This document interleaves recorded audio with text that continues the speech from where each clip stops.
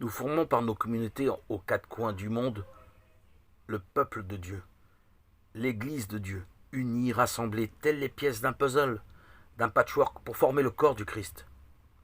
Le peuple de Dieu n'a pas besoin d'un bâtiment. Dieu nous rassemble par nos intérêts communs, de le louer. Nous sommes chacun de nous le temple de Dieu. Nous n'avons pas besoin d'église de pierre. Nos cœurs sont le temple, l'église de Dieu. Le Christ instaure aucune rupture avec l'éloignement géographique de chacun. Il est parmi nous, en chacun de nous.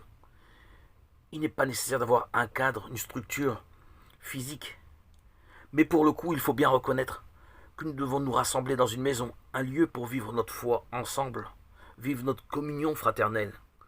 Il faut bien comprendre, voir et constater que nous trouvons tous réunis dans un endroit, un espace physique, pour vivre, sentir la joie d'être ensemble et réunis pour chanter notre joie, notre amour pour le Christ est bien nécessaire.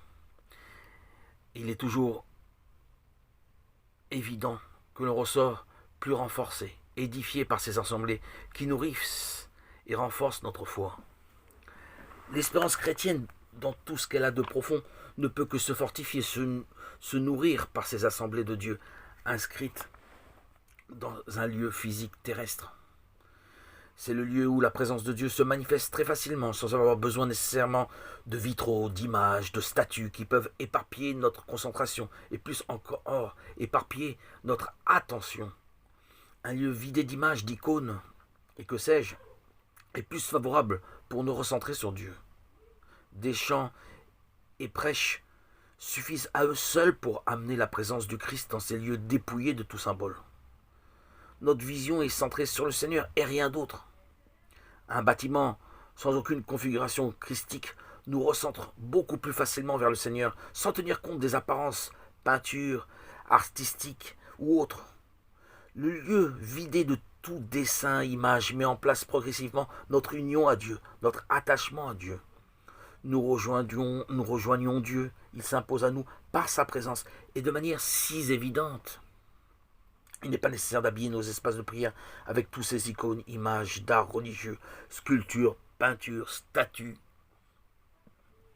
qui étourdissent et éparpillent notre attention à la relation avec le Christ, perturbent notre harmonie intérieure. Ceci, bien sûr, n'est que ma perception personnelle, elle n'engage que moi. À mon humble avis, il n'y a pas besoin de symbolique, de dessin pour s'approcher de Dieu. La parole à elle seule nous rapproche de Dieu beaucoup plus facilement que tous ces accessoires qui se trouvent dans ces édifices religieux, ces bâtiments.